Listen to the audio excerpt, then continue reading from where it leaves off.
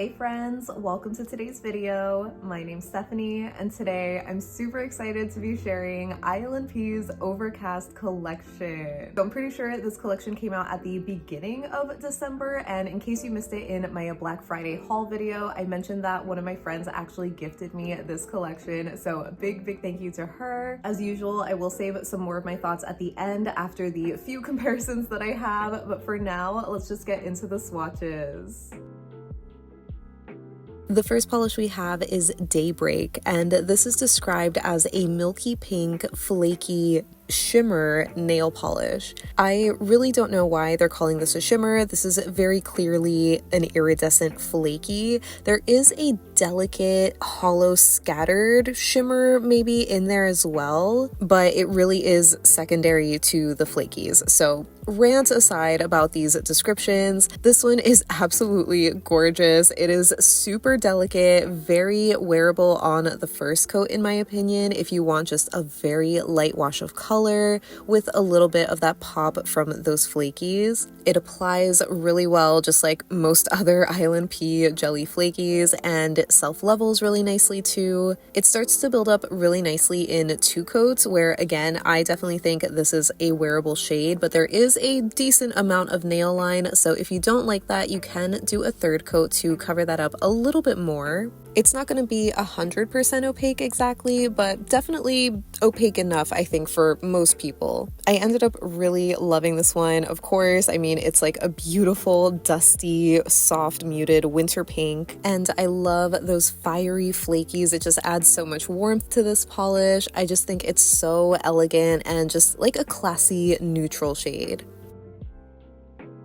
The next shade we have is Misty, and it's described as a soft lilac jelly base with another iridescent flaky mix, as well as a super dainty hollow sparkle. So this pretty much had the same iridescent flaky mix as the previous polish. It's just a slightly darker base color, a little bit more purple leaning, almost more mauve-y maybe. No surprise, I pretty much had the same experience with application, where it is just so smooth and easy to work with and apply. It self-levels really nicely, so I think this is another one that could work in 1, 2, or 3 coats depending on your preference. 2 coats definitely gives you a little bit more of that squishy jelly kind of look, where you see again a decent amount of nail line. So if you aren't using a blurring base coat or anything, you probably would want a third coat just to cover that up a little bit more. As you probably know, I am a big fan of jelly flaky kind of formulas, so I don't mind seeing a little bit of nail line. I really do like that squishy sort of look,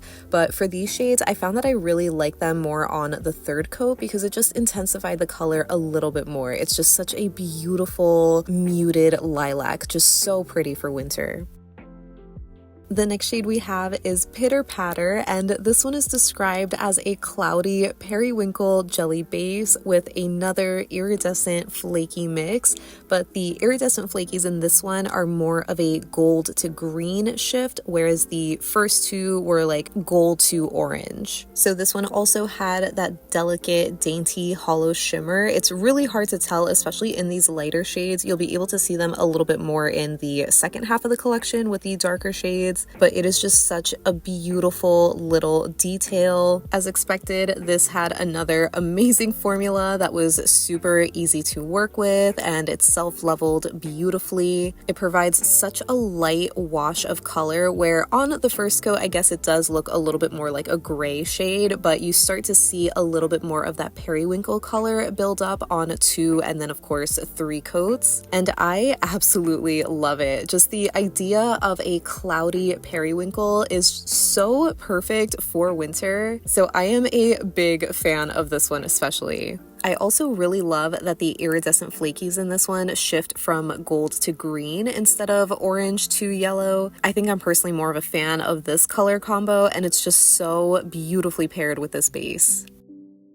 Up next we have Rainy Days, and this one is a denim blue jelly base that has a silver to teal iridescent flaky mix. And I'm honestly so intrigued by that description because I see some of these flakies as just being matte. Like there are a few flakies that have that glowy iridescent quality that you saw in the previous shades, but the majority of the flakies in this polish to me don't really have that color shift. It just kind of reads as like a silver or even to me a white kind of flaky. And honestly, I really love that. I just think it's so unique and just not commonly seen in nail polishes, especially in these jelly flaky formulas. I remember when I saw the initial swatch of this one, I was a little bit nervous because it just looked like it didn't have a lot of flakies. It just wasn't as dense as the other flaky polishes, but that was definitely not my experience. As you can see, it builds up pretty much just the same as the other polishes. Maybe it wasn't as even coverage on the first coat, but it definitely builds up beautifully in 2 and 3 coats, especially like you see here. I really love the denim base, and again, I'm just such a fan of these little flakies, but I can see how they might look like shredded paper. So let me know if you like them.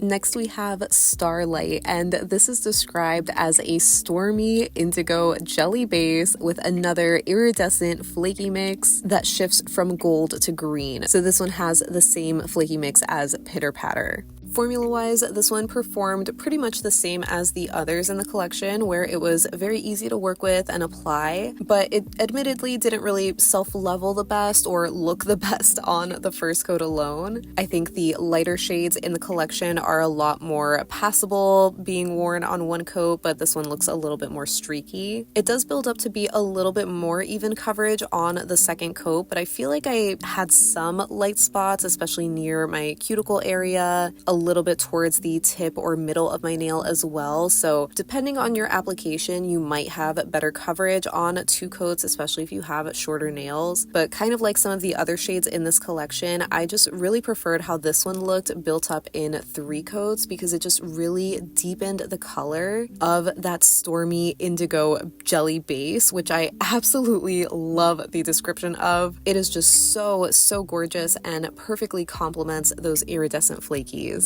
And of course, I also love that dainty hollow shimmer. It is just such a pretty detail. And rounding out the collection, we have Thundercloud, and this one is described as a dark gray jelly base with that same silver to teal flaky mix that was in Rainy Days. Not to sound like a broken record, but I pretty much had the same experience with my application with this polish where it just was really easy to work with. Admittedly, not looking super impressive on the first coat alone. I think the first 3 shades in the collection that were lighter definitely can work on one coat, but these darker 3 shades, not so much. But they do build up really beautifully again in 2 or 3 coats, depending on your application. For me, I actually found this one to be opaque enough on just 2 coats alone because it really does have such a dark gray base, but it still is very cool tone, so it matches the rest of the collection beautifully. And again, it just provides such a beautiful contrast to those flakies. I am such a fan.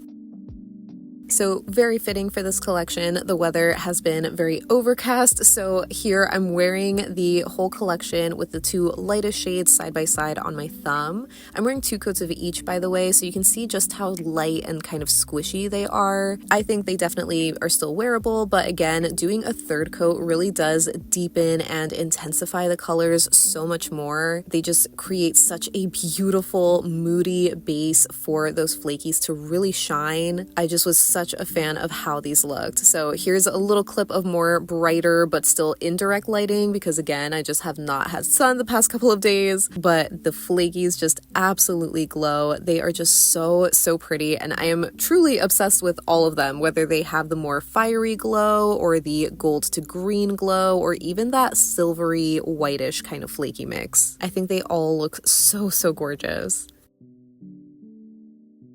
And here is the collection lineup. I think it is so beautiful, perfectly captures the beauty of those moody, dreary winter days. Like, I am not really a fan of winter weather, but having this collection really makes me appreciate it more.